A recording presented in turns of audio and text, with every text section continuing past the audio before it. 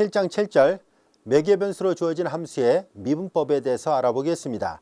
우리는 곡선을 표현하는 또 다른 방법으로서 매개 변수로 표현할 수 있다는 것을 배우려고 하는데요. 자, 예를 들어서 y x의 조합이라는 아주 간단한 2차 포물선을 생각해 보도록 할까요? y x의 조합이 이런 모양의 그래프라는 것을 우리가 잘 알고 있습니다. 자, 근데 우리는 이와 같이 y하고 x 사이의 직접적인 관계를 표현하는 방법을 이미 알고 있거든요. 이런 표현 방법을 우리는 y는 equal fx 꼴 표현 방법이라고 얘기를 하고, 요 다음에 우리가 배우게 됩니다만 이런 표현을 우리가 양함수 표현이다 라고 얘기를 합니다. 양함수, 음함수라는 표현은 요 다음에 설명하기로 하겠습니다. 자, 그런데 이렇게 y하고 x 사이의 직접적인 관계로 이 곡선을 표현할 수 있는데 이것을 다른 방법으로도 표현할 수 있다는 것을 말하려고 합니다. 예를 들어서 다음 같은 연립방정식 형태를 만들어서 표현해 보려고 하는데요.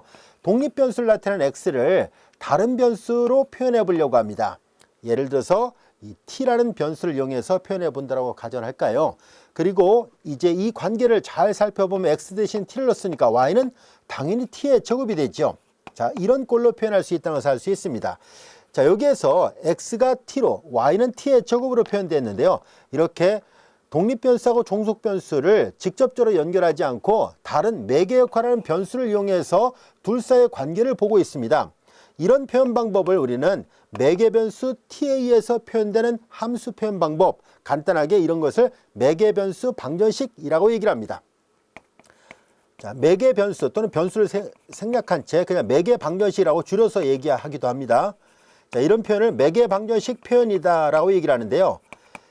새로운 변수를 이용해서 직접적인 두 문자 사이의 관계를 다시 우리가 표현한 건데요. 이렇게 새로운 매개 변수를 이용해서 표현하는 것도 가능하다는 것을 알 수 있습니다.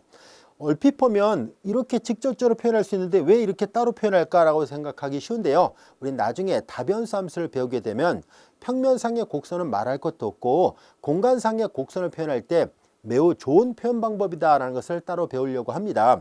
자, 그래서 우리는 평면 또는 공간상의 곡선을 표현하는 아주 좋은 표현 방법으로 이와 같이 매개 변수를 이용해서 x하고 y를 표현하는 매개 변수 방정식 표현 방법도 있구나라는 것을 알 수 있습니다. 이때 이 매개 변수 방정식에서 예를 들어서 이 매개 역할하는 변수를 소거시킬 수 있다면, 즉 t 대신 x를 여기다 대입하면 x하고 y 사이의 직접적인 관계를 만들 수도 있구나라는 것을 알 수 있습니다. 그러나 매개변수 방정식과 이와 같은 것을 우리가 양함수 표현 또는 이제 다른 말로 직교 방정식이라 얘기를 하거든요. 얘를 매개방정식으로 표현했기 때문에 상대적으로 얘를 직교방정식이라 얘기를 하는데, 매개방정식과 직교방정식이 항상 1대1 대응이 되는 것은 아닙니다. 제한적인 조건 하에서는 1대1 대응이 될 수 있지만 항상 그렇지는 않아요. 자, 하지만 우리는 기본적으로 우리는 다음 같은 것을 이해할 수 있습니다. 매개 변수를 소거시킬 수 있다면 t 대신에 x를 여기다 넣어요. 그럼 y x의 제곱이 되니까 매개 변수 방정식은 직교 방정식화 시키는 것이 가능하겠구나 라는 것을 알 수 있습니다. 그러나 직교 방정식을 매개 방정식화 시키는 방법은 무한히 많이 있습니다. 그러니까 항상 1대1 대응이 되는 건 아니라는 것 잘 이해를 해주세요. 무한히 많이 있다는 것은 뭐냐면, 예를 들어서 x를 t라 쓰지 않고 x를 t-3이라 써봐요.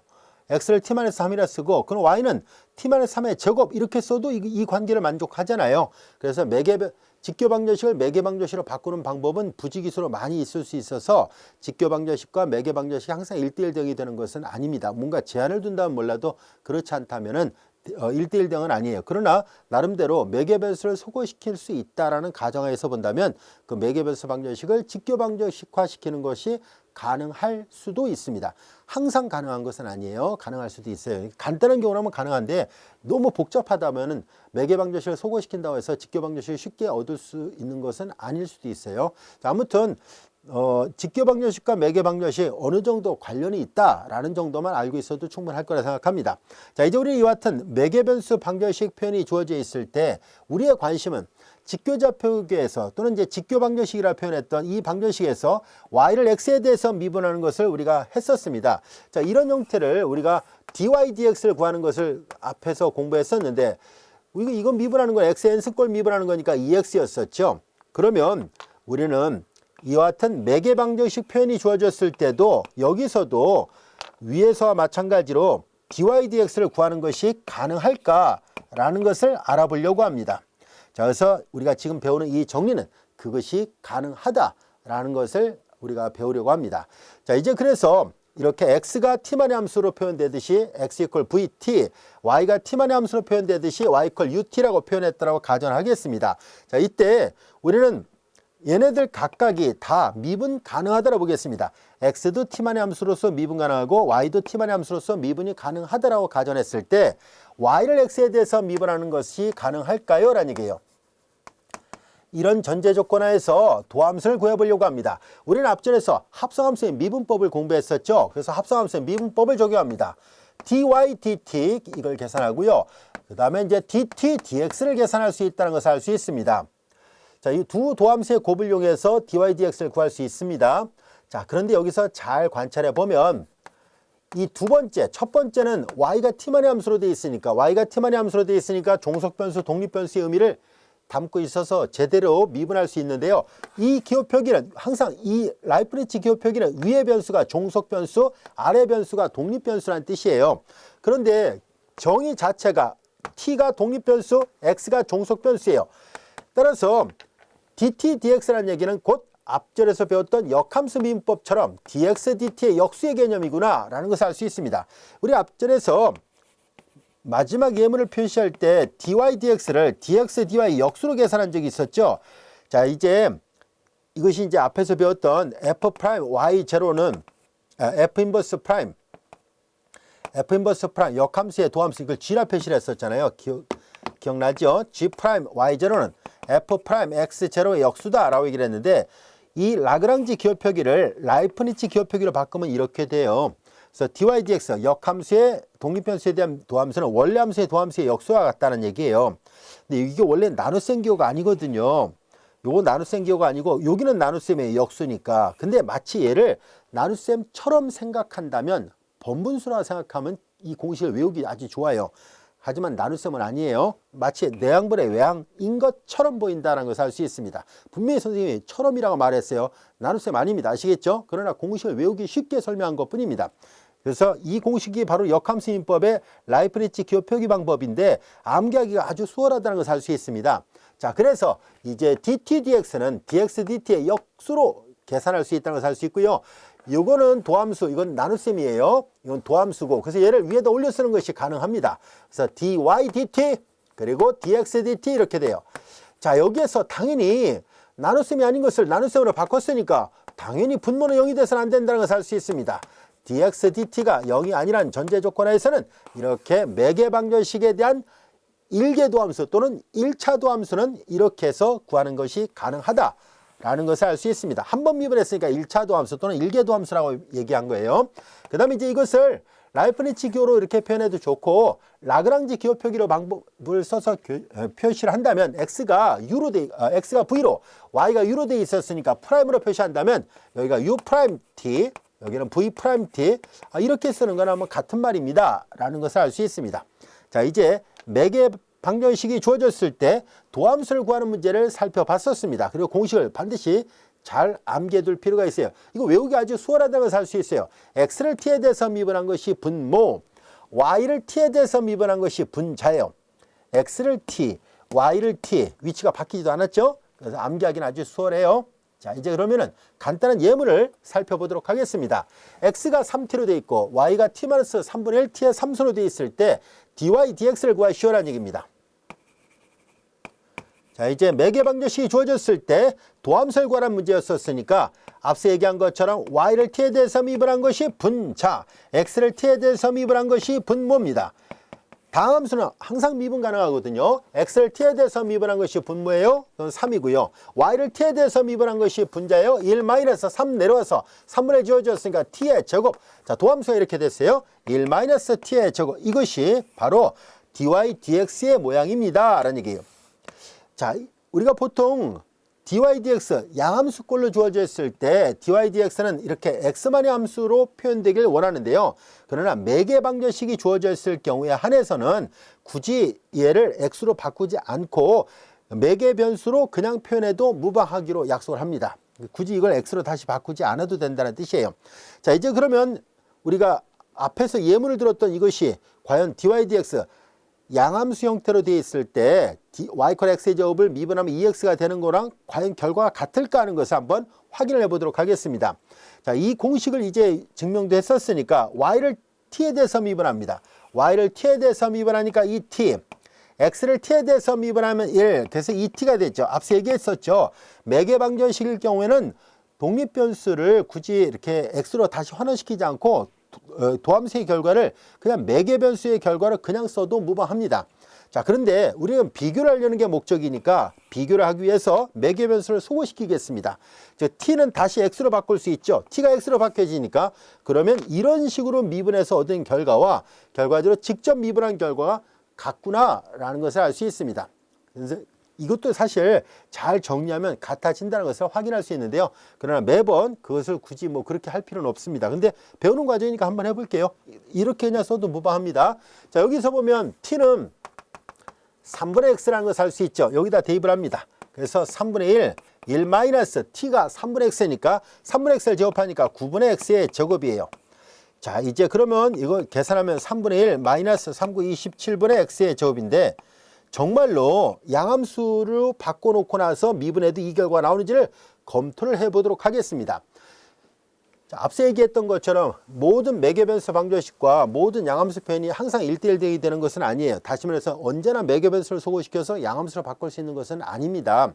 하지만 가능하다면 한번 시도를 해볼까요?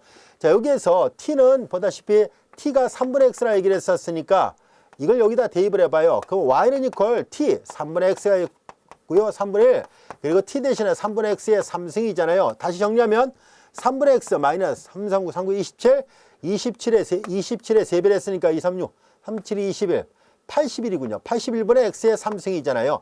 양함수로 바꾸니까 저 매개방정식은 이렇게 표현이 됐습니다. 이제 양함수로 바꿔놓고 나서 이제 도함수 한번 구해볼게요.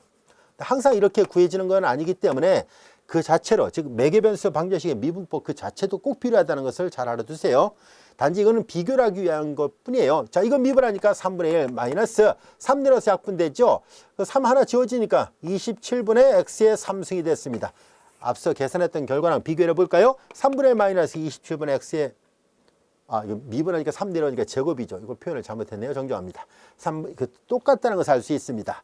근데 이 방법을 쓰진 않을 생각이에요. 아시겠죠? 항상 매개변수를 손쉽게 소거시킬 수 있는 것은 아닐 수도 있기 때문에 그래서 우리는 이렇게 표현하도록 하겠습니다. 그냥 그래서 이렇게 매개방정식은 그냥 매개변수를 표현한 형태로 결과를 써도 무방합니다. 자, 이어서 우리는 7장 8절 음함수 미분법을 살펴보겠습니다. 자, 우리 조금 전에 공부했던 것이 양함수에 대한 매개방정식이죠. 매개방정식에 대한 미분법을 공부를 했었습니다. 즉 x가 t만의 함수, y도 t만의 함수 형태로 표현되는 식을 통틀어서 매개변수로 표현된 함수, 줄여서 매개방정식 표현이다 라고 얘기를 하는데요. 우리는 때에 따라서 x하고 y가 하나의 방정식처럼 혼합돼서 어떤 관계식을 만드는 것을 종종 볼 수가 있습니다. 예를 들어서 x의 제곱 플러스 y의 제곱 이퀄 1이라는 거예요. 이것은 여러분들이 너무나 잘 알다시피 중심은 원점 있고 반지름 1이 되는 원을 나타냅니다. 그래서 얘가 이런 원이었다는 것을 금방 알 수 있죠. 중심은 원점 있고 반지름 1이 되는 원인데요. 원을 표현할 때 자, 이렇게 x하고 y가 혼합된 이퀄 어떤 상수꼴, 자, 이런 형태로 표현되는 것을 x, y가 혼합돼서 하나의 방정식을 이루고 있어요. 즉 y가 x로 표현된 것이 아니라는 것을 알 수 있습니다. 우리는 이런 표현을 따로 명칭을 붙이려고 하는데요. 이런 형태로 표현되는 식을 우리는 음함수 표현이라고 얘기를 합니다. 즉 x, y가 혼합된 하나의 방정식 형태예요. 이런 방정식 형태는 이렇게 표현할 수 있습니다. 얘를 넘겨서 이퀄 0이라 쓴 것뿐이에요. 이 좌변이 말하고자 하는 것은 x, y가 혼합된, 물론 상수까지 포함해서 f, x, y 이퀄 제로꼴이라는 것은 방정식의 한쪽 편이 x하고 y의 어떤 혼합된 복잡한 관계식 그 모두를 지칭하는 그냥 기호일 뿐이에요. 이런 형태로 만약에 표현이 돼 준다면 이때 y는 x에 대해서 음함수 형태로 표현됐다라고 표현합니다. 그냥 줄여서 이 방정식을 음함수 표현이라고 얘기를 합니다. 음함수, y를 x의 음함수 표현이라고 얘기를 하는데 줄여서 그냥 음함수라고 표현할 거예요. 그 다음에 상대적으로 우리가 많이 봐왔던 y = fx, 독립변수를 x로 종속변수를 y로 표시했던 이런 표현을 y는 x에 대해서 양함수적으로 표현되어 있다라고 표현하고 줄여서 그냥 양함수 표현이라고 얘기를 합니다. 자, 여기에서 양함수 표현, 음함수 표현을 잘못 오해를 해서 플러스 부호가 있구나, 마이너스 부호가 있구나 그런 뜻이 아닙니다. explicit, 겉으로 드러났다는 뜻이고 implicit, 내재되어 있다는 뜻이에요. 즉 함수의 구조를 잘 풀어 헤치면은 만들어낼 수 있다. 즉 가능성을 얘기한 거예요. 내재되어 있다는 뜻을 함축적으로 안에 숨겨져 있다는 것을 말하고 있는 용어일 뿐입니다. 자, 여기에서 모든 음함수를 다 양함수로 바꿀 수 있습니까? 하면 never, 절대 그렇지 않습니다. 그러니까 그 전혀 성립하지 않아요. 그런데 반대로 모든 양함수는 음함수로 바꾸는 게 언제나 가능합니다. 왜냐하면 문자를 넘겨요. 얘를 넘기든 간에 그런 넘기면 한쪽이 이퀄 0이니까 모든 양함수는 음함수로 표현이 가능하지만 반대로 모든 음함수를 양함수로 표현할 수는 없습니다. 되는 게 있고 안 되는 것도 있어요. 그래서 우리는 이 경우는 되는 경우입니다. 어떻게 할 수 있는지 한번 볼까요? y는 이퀄 플러스 마이너스 루트 1 마이너스 x의 제곱 이렇게 표현이 가능합니다. 자, 이 표현을 우리가 y는 이퀄 fx 꼴로 표현했으니까 y를 x의 양함수 표현이다 라고 얘기를 하는데, 자, 위의 식과 아래 식은 같은 원을 나타냅니다. 이때 플러스 루트는 상반원이고 마이너스 루트는 하반원을 나타냅니다. 그래서 상반원과 하반원을 한꺼번에 플러스 마이너스로 표시한 것 뿐입니다. 자, 여기에서 이 표현을 양함수 표현, 이 표현을 음함수 표현, 즉 원의 음함수 표현, 원의 양함수 표현이라고 얘기를 하는데요. 여러분들이 볼 때 이게 편해 보입니까? 이게 편해 보입니까? 즉 간단하다랄까요? 보기가 편한 거. 그것은 아무래도 루트가 있고 플러스 마이너스 복부가 있는 것보다 차라리 제곱 형태로 깔끔하게 표현된 이게 더 낫다는 것을 알 수 있습니다. 그래서 항상 모든 곡선을 양함수로 표현하는 것이 능사는 아니라는 것을 알 수 있어요. 때로는 음함수로 표현하는 것이 더 좋을 때도 있다는 것을 알 수 있습니다. 일단 기억하기도 좋잖아요. 그리고 모양이 이게 제곱제곱이라서 외우기도 좋아요. 그리고 표현이 단순하다는 이점이 있죠. 그래서 양함수 표현, 음함수 표현 중에서 때로는 음함수 표현이 훨씬 더 좋을 때도 있다는 것을 알 수 있고요. 자, 우리가 앞전에서 배웠던, 조금 전에 배웠던 매개방정식으로도 얘를 표현할 수 있습니다. 자, 우리는 x를 코사인 t, 삼각함수 y는 이퀄 사인 t입니다. 자, 이제 x가 코사인 t, y가 사인 t면 여러분들이 잘 알다시피 코사인 제곱 더하기 사인 제곱은 1이라는 성질을 이용하면은 코사인 제곱, 즉 x의 제곱이에요. 사인 제곱, 즉 y의 제곱이에요. 매개변수 소호시키면 얘가 된다는 것을 알 수 있습니다. 여기에서 매개변수 소호시키면 이런 음함수 표현으로도 표현이 가능하기 때문에 이 표현, 그리고 이 표현은 이 곡선을 표현하는 여러 가지 표현 방법이다라는 것을 알 수 있어요. 우리는 앞으로 필요하다면 얘네들을 혼용해서 사용하도록 하겠습니다. 자, 매개방정식이 주어졌을 때 도함수 구하는 거, 양함수가 주어졌을 때 도함수 구하는 거를 할 수 있었잖아요. 그러면 이제 우리는 이제 이 절에서 학습하고자 하는 것은 음함수가 주어졌을 때 표현할 수 있을까, 도함수를 구할 수 있을까 하는 것을 알아보려고 합니다. 자, 여기 잘 보면 얘를 항상 양함수로 표현할 수 있는 것은 아니에요. 예를 들어서 지금 2차 y에 관해서 얘가 지금 2차 방정식에 불과하니까 우리가 쉽게 근해공식에다 이용해서 이걸 풀 수 있었는데, 만약에 여기가 아주 복잡한 방정식이었다면, 5차 이상이 되는 고차 방정식이었다면 이 방정식을 대수적으로 풀 수 없습니다. 즉 근해공식 같은 걸 이용할 수 없어요. 이미 19세기 초반에 노르웨이 수학자 아벨이 5차 이상의 방정식을, 일반화된 방정식이에요. 아주 특수한 경우 말고요.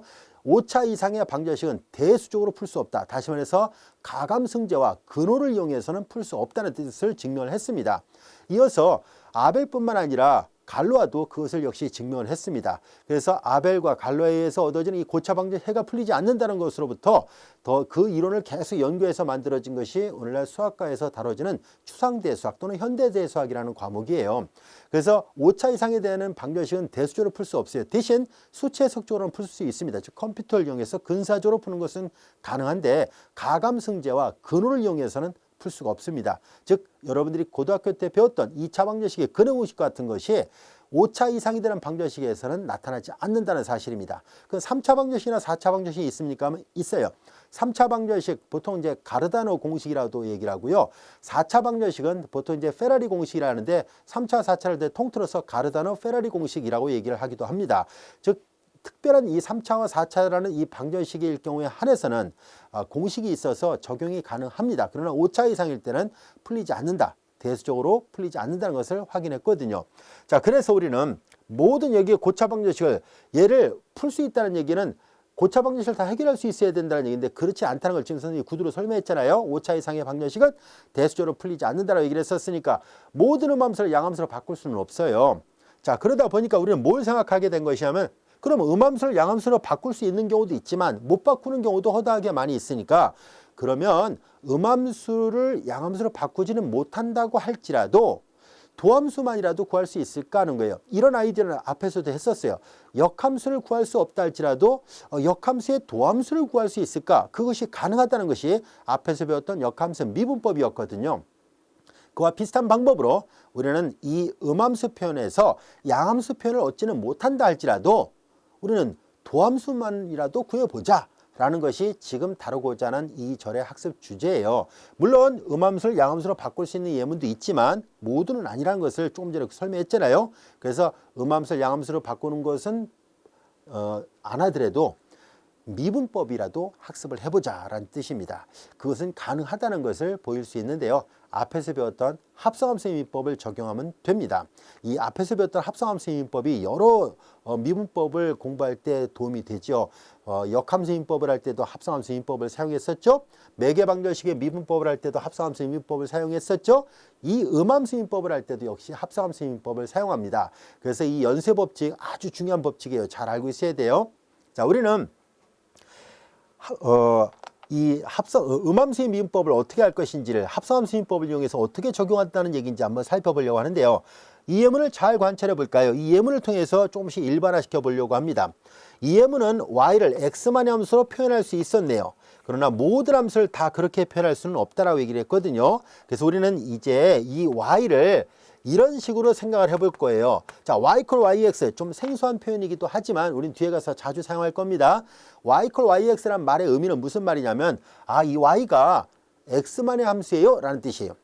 이 y가 x에 의해서 표현되는 함수입니다. 즉 x가 독립변수고 이 y는 종속변수예요 라는 얘기예요. 이 표현 방법은 마치 이거와 똑같은 표현이라고 보면 됩니다. y가 x만의 함수인데 대응관계를 나타내는 함수를 f로 썼는데 그걸 그냥 y로 쓴 것뿐이에요. 그래서 y는 = yx, 특히 미분방정식 단원에서 이거 많이 사용합니다. 우리 교재 제4부 미분방정식 편에서는 이런 기호 표기를 아주 즐겨 사용하도록 하겠습니다. 자, 이제 y = yx, 이 말은 곧 y가 뭔지 몰라도 얘가 실제로 이렇게 되지만 모든 음함수가 다 양함수로 바뀌어지진 않죠. 그러나 우리는 그냥 가정을 하는 거예요. y가 x만의 함수였다라고 생각하고 이 함수 y가 x에 대해서 미분 가능하다라고 가정을 하겠습니다. 그러면 우리는 얘가 미분 가능하고 얘도 미분 가능한데 얘는 x만의 함수니까 합성되어 있는 거예요. 그래서 합성함수 미분법을 적용할 수 있겠구나라는 것을 알 수 있습니다. 자, 이렇게 해서 미분하는 것이 바로 음함수 미분법입니다. 자, 이 예문을 갖고 우리가 간접적으로 확인해 볼게요. 자, 이제 y가 x만의 함수고 미분이 가능한 함수라고 가정했을 때 이 함수에 대한 도함수를 구하는데요. 합성함수 미분법을 씁니다. 자, 이제 x점 미분하면 2x 합성되어 있죠. 바깥 함수를 미분하고 안쪽 함수를 다시 미분합니다. 안쪽 함수를 독립변수 x에 대해서 미분한 거예요. 2를 미분하면 제로, 2는 0이 하니까 약분이 가능하고요. 자, 이제 도함수를 구하려고 할 때 넘기고 얘로 나누겠습니다. 물론 y가 0이 되면 도함수를 구할 수 없어요. 우리는 도함수를 구하려는 게 목적이니까 y는 0이 아니었다라고 가정하겠습니다. 자, 그래서 음함수가 주어졌을 때 마치 양함수 y = fx꼴을 미분하듯이 이렇게 미분이 가능하다라는 것을 알게 됐는데 과연 이게 타당할까라는 것을 한번 생각해 보려고 합니다. 그래서 우리가 이미 양함수로 바꾸는 이 미분법을 이용해서 한번 검증을 해 보려고 합니다. 자, 이 함수를 미분합니다. 이 복부를 그대로 사용하도록 하죠. 자, dy dx를 계산합니다. 우리는 얘도 합성함수예요. 바깥 함수는 루트, 안쪽 함수는 1-x제곱이죠. 자, 그래서 바깥 함수를 미분합니다. 근호가 있는 함수, 루트 함수는 2배 루트 이렇게 되죠. 이 복부는 이미 있었던 거예요. 그리고 합성함수 안에 거 또 미분하죠. -2x예요. 우리 앞에서 배웠어요. 루트 x에 대한 도함수는 2배 루트 x분의 1이라는 것을 역함수 미분법 단원 맨 마지막 예문에서 공부했었잖아요. 그래서 바깥 함수, 루트 함수를 미분할 때 2배 루트분의 1이고 합성되어 있으면 안에 걸 또 미분해서 곱하는 거니까 안에 걸 또 미분한 걸 곱한 걸 위에다 쓴 것뿐이에요. 자, 이제 이 약분되고 플러스 마이너스 루트는 다시 써볼까요? 플러스 마이너스 루트는 y와 같죠? 여기가 y가 되고 여기 2는 약분됐어요. -x잖아요. 잘 보세요. 똑같다는 것을 알 수 있어요. 여기도 물론 y가 0이 아니라는 조건이 있어야 돼요. 분모형이 되면 불능이죠. 그래서 이 음함수미법은 타당하다는 것을 직접 양함수로 바꿔서 미분한 결과랑 비교해 보니까 일치한다는 것을 우리가 알게 됐어요. 그럼 하나를 더 해봅시다. 우리는 이렇게 원의 방정식 같은 경우는 여러 가지 표현 방법이 있는데 매개 방정식으로도 표현이 돼요. 우리는 삼각함수의 미분법은 초월함수의 미분법 단에서 또 배우겠습니다만 사인 미분하면 코사인이고 코사인 미분하면 마이너스 사인. 왜 그런지는 요 다음 단원에서 공부하도록 하겠습니다. 지금은 그냥 결과를 이용해서 비교만 해보려고 합니다. 자, 방금 전에 배웠던 매개 방정식의 미분법으로부터 y를 t에 대해서 미분합니다. 사인 미분하면 코사인이고요. 코사인을 미분하면 마이너스 사인입니다. 이유는 나중에 배우겠습니다. 자, 이제 이렇게 그냥 표현해도 무방하지만 x하고 y로 바꿔서 비교를 해보려고 합니다. 코사인은 x죠. 그리고 사인은 y지요. 마이너스 앞에다 붙이면 되잖아요. 이 마이너스 앞으로 붙인 것뿐이에요. 그래서 어느 걸로 계산해도 다 동일하다라는 것을 알게 됐습니다. 매개 방정식 미분법으로 검산해봐도 되고 양함수 미분법으로 검산해봐도 되고 합성함수 미분법을 썼죠. 그래서 이제 매개 방정식 음함수 미분법은 조금 전에 배웠던 것처럼 합성함수 미분법을 그대로 쓰면 되는구나 라는 것을 알 수 있습니다. 겉보기에 음함수 형태로 되어 있기 때문에 이 음함수를 미분한다는 뜻에서 우리가 보통 음함수 미분법이라고 얘기를 합니다. 이 음함수 미분법은 결국은 합성함수 미분법에 다를 바 없어요. 아시겠죠?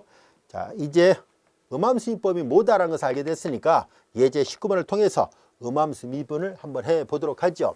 자, 우리는 이 함수의 도함수를 구하시라는 얘기인데 책에 보면 y를 x로 표현해 가지고 미분해 보세요. 그리고 또 한 가지는 음함수미법을 이용해서 직접 구해 보세요. 두 개를 비교해 보세요 라고 해놨습니다. 자, 그래서 직접 두 가지 방법을 다 써보도록 할게요. 자, 19번. 자, 여기 보면 y가 공통으로 들어 있습니다. 4x의 제곱 마이너스 3. 4x의 제곱 마이너스 3 y를 묶어냅니다. 그리고 우변은 x의 3승 마이너스 1이에요. 자, 이제 음함수를 양함수로 바꿀 수 있는 모양이거든요. 편의상 얘가 0이 아니라 보고 나누겠습니다. 자, 이제 분모는 당연히 0이 아닙니다. 이제 이렇게 놓고 나서 dy dx를 구합니다. 우리는 앞에서 분수함수 미분법을 다 배웠잖아요. 분모를 제곱합니다. 4x의 제곱 마이너스 3의 전체 제곱 분자 미분합니다. 3x의 제곱 분모 곱하죠. 4x의 제곱 마이너스 3 마이너스 분자 곱하고 분모를 미분합니다. 분모 얘를 미분하니까 상수 미분하면 제로 2, 4, 8x입니다. 그래서 4x의 제곱 마이너스 3의 전체 제곱분의 3, 4, 12x의 4승 그 다음에 8x의 4승 12에서 8을 빼니까 4x의 4승이 있군요. 이렇게 하니까 마이너스 9x의 제곱 마이너스 9x의 제곱 마이너스 마이너스 플러스 요거는 그냥 8x네요. 그래서 마이너스 9x의 제곱 플러스 8x만 남았습니다. 자, 이렇게 해서 양함수로 바꿔놓고 미분하니까 도함수의 결과가 이 모양이에요. 자, 우리는 이 첫 번째 방법은 음함수를 양함수로 바꿔놓고 미분했는데 우리는 직접 미분을 해보도록 하지요. 자, 이제 음함수 미분법은 다를 바 없어요. y를 x만의 함수로 보고 합성되어 있다라 보고 미분하는 것을 말합니다. 자, 이제 계산하기 좋게 이렇게 얘를 나누지 말고 그냥 이 상태 약간만 변형한 것 뿐이잖아요. 자, 이 상태에서 음함수에 여전히 xy가 한쪽이 0이 아닌데 넘기면 되니까 사실 이게 오른쪽에 있든 왼쪽에 있든 상관없어요. y가 x로 이렇게 모두 x로 표현된 것이 양함수 표현. 그렇지 않고 관계식이 주어지기만 하면 다 그들 모두가 음함수 표현입니다. 자, 이제 이 시기에다가 음함수 미분법을 적용합니다. 고백하는 미분법 앞에 거 미분하고 8x 앞에 거 미분하고 뒤에 거 곱하고 그 다음에 플러스 앞에 거 곱하고 뒤에 거 미분하면 y 프라임이죠. 우변 미분합니다. 3x의 제곱이에요. 자, 이제 여기에서 y 프라임을 구하는 게 목적이잖아요. 넘겨요. 그래서 4x의 제곱 마이너스 3 y 프라임 넘어가니까 3x의 제곱 마이너스 8x가 되고 여기서 y는 자, 이제 다 비교를 하려고 일부러 바꿔서 쓰려고 해요. 얘로 4x의 제곱 마이너스 3분의 x의 3승 마이너스 1이에요. 자, 이걸 통분하고 얘로 나눠버리면 얘랑 똑같다는 것을 여러분들이 확인해 볼 수 있습니다. 통분을 하고 곱한 다음에 다시 통분해 가지고 얘로 나누면 정확하게 분모는 제곱이 나와요. 분자는 요게 나온다는 것을 여러분들이 검증할 수 있을 겁니다. 왜냐하면 3, 4, 12x의 4승 마이너스 8x의 4승이니까 4x의 4승. 그리고 이렇게 하니까 마이너스 9x의 제곱 플러스 8x 똑같이 나오잖아요. 그래서 나눠버리면 되니까 동일한 결과가 나옵니다 라는 뜻이에요. 자, 이것은 양함수로 바꿔놓고 한 거고, 얘도 사실은 비교하기 위해서 일부러 y를 다시 x로 표현했습니다만은 사실상 그러지 않아도 음함수인법의 결과는 양함수로 바꿔놓고 미분한 결과랑 동일합니다 라는 것을 말하려고 했었습니다. 자, 이제 음함수인법이 갖고 있는 특징은 양함수로 바꾸지 않아도 돼요 라는 뜻이에요. 아시겠죠? 그러나 도함수는 구할 수 있어요 라는 것을 말하고 있습니다. 자, 이것이 음함수인법이 갖고 있는 특징이에요. 이 특징은 마치 역함수인법도 그와 같죠. 역함수를 구할 수 없다 할지라도 역함수의 미분은 구할 수 있었고, 마찬가지로 음함수를 양함수로 바꾸지 못한다고 할지라도 음함수에 대한 도함수는 구할 수 있다는 것을 말하고 있어요. 잘 이해를 해두세요. 자, 이제 예제 20번의 문제를 볼까요? 역시 음함수인법을 이용해서 1개 도함수하고 2개 도함수를 구하시오라는 얘기예요. 자, 이제 1개 도함수를 구하려고 합니다. 자, 고배하는 민법, 앞에 거 미분하고 뒤에 거 곱하고 플러스 앞에 거 곱하고 뒤에 거 미분하고 우변 미분하니까 제로예요. 자, 여기서 넘기고 나눠버리니까 y 프라임 이퀄 마이너스 x분의 y입니다. 단 x는 0이 아니라는 조건이 필요해요. 자, 여기에서 음함수인법은 xy가 이렇게 혼합된 형태의 문자로 나옵니다. 아까도 여기서 사실 xy가 혼합된 문자로 나오는데요. 일부러 비교하려고 y를 다시 x로 바꿔놓은 것뿐이고, 실제로 답을 쓸 때는 이렇게 마치 매개별 수방정식은 t만의 함수로 표현하고 음함수는 xy가 혼합된 형태로 답을 표시해도 충분합니다. 굳이 이걸 x로 바꾸지 않아도 됩니다. 자, 이제 이것이 1개 도함수의 모양이었어요. dy dx였고요. 이제 두 번 미분한 걸 또 배워보자 라는 얘기죠. 자, 이제 두 번 미분을 해보려고 하는데요. 우린 여기에서 여기에다가 한 번 더 미분해 보세요. 자, 이제 요게 y2'이죠. 그 분수함수인법을 적용합니다. 분모를 제곱하고 분자 미분하죠. 분모 곱하고 마이너스 분자 곱하고 분모 미분하니까 1이지요. 자, 여기에서 y' 이거 다시 문자로 대입합니다. 마이너스 x분의 y 그리고 x 마이너스 y예요. 자, 이제 이와 같이 됐고요. 여기서 xx 약분되네요. 그러면 마이너스 y 마이너스 하니까 마이너스 2y인데 마이너스가 플러스 2y가 되네요. 그래서 x의 제곱분의 2y 이와 같이 됐습니다. 실제로 이것도 검증하는 차원에서 양함수로 바꿔놓고 풀었을 때 정말로 이렇게 나올까 하는 것을 한번 확인해 볼까요? 자, 이제 별에로서 얘는 양함수로 쉽게 바뀌어지는 문제잖아요. xy 이퀄 10 직각삼각형을 이렇게 바꿔 쓸 수 있습니다. 얘를 미분하니까 분수함수 민법. 자, 분모를 제곱하고 분자 미분하고 분모 곱하고 마이너스 분자 곱하고 분모 미분하니까 이거예요. 그래서 이런 모양이었다라는 것을 알 수 있습니다. 얼핏 보면 이거 같지 않은데요 라고 할지 몰라도 이거 분모는 0이 아닙니다. 그런데 이거 잘 보세요. 얘를 문자를 다 바꿔봐요. 자, y는 x분의 10이잖아요. x분의 10. 내항분의 명하면 마이너스 x의 제곱분의 10 똑같다라는 것을 알 수 있습니다. 같아요. 근데 음함수에서 도함수를 구할 때 굳이 y를 x로 바꾸지 않아도 됩니다. 자, 이어서 2개 도함수를 구해볼게요. 자, 이걸 한 번 더 미분하니까 분모를 제곱하죠. 분자 미분하 0, 분모 곱하면 하나. 마이너스 마이너스 플러스 분자 곱하니까 마이너스 10이 있어서 플러스가 됐어요. 분모 곱하니까 2x죠. 그러니까 20x예요. 약분하니까 x의 3승분의 20이에요. 이것도 얼핏 보면 다른데요 할지 몰라도 얘도 마찬가지로 봐요. y는 앞서 얘기했던 것처럼 x분의 10으로 바꿀 수 있죠. 자, 이제 x분의 20이고 내항분의 명하니까 x의 3승분의 20이잖아요. 결국 같습니다.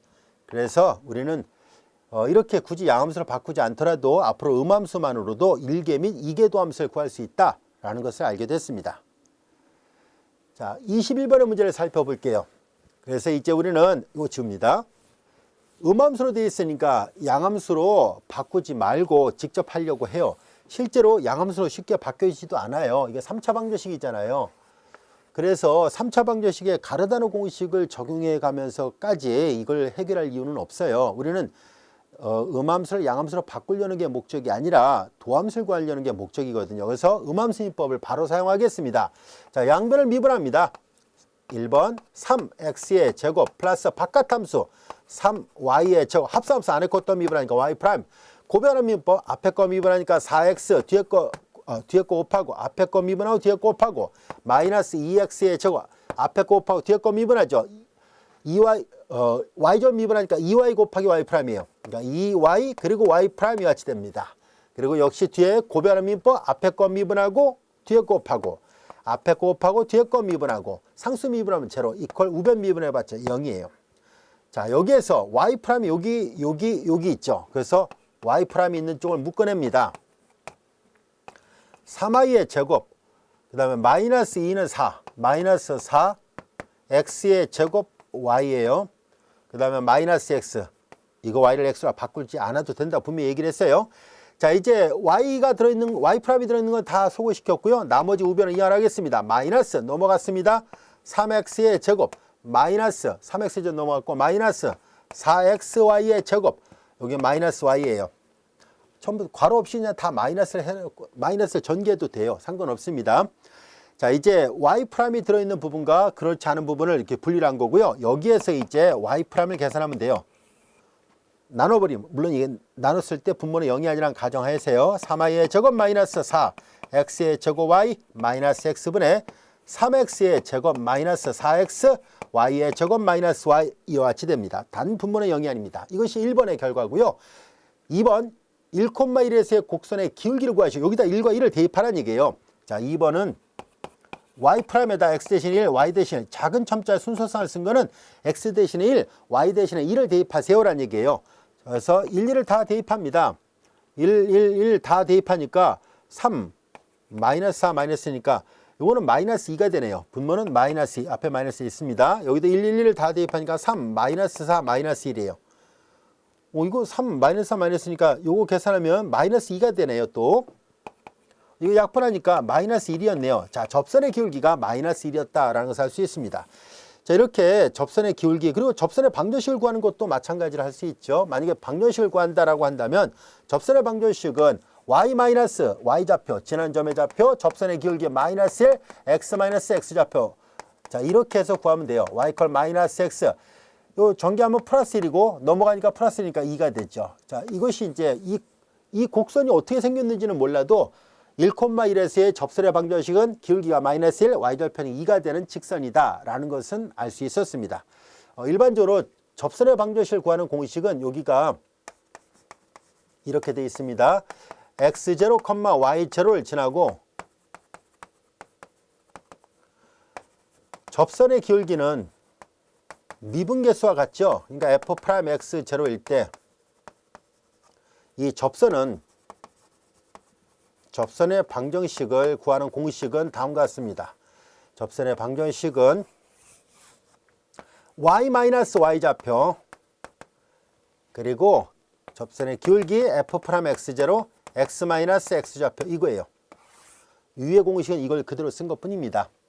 1,1을 지난다라 했고 접선의 기울기가 앞에서 마이너스 1로 나왔기 때문에 그대로 대입해서 마이너스 x 플러스 1 넘어가니까 플러스 1 돼서 이렇게 쓴 거예요. 그래서 곡선의 기울기만 구하라고 하지 말고 만약에 접선의 방정식을 구하라 했으면 이 공식에다 대입해서 풀면 됩니다. 할 수 있겠죠?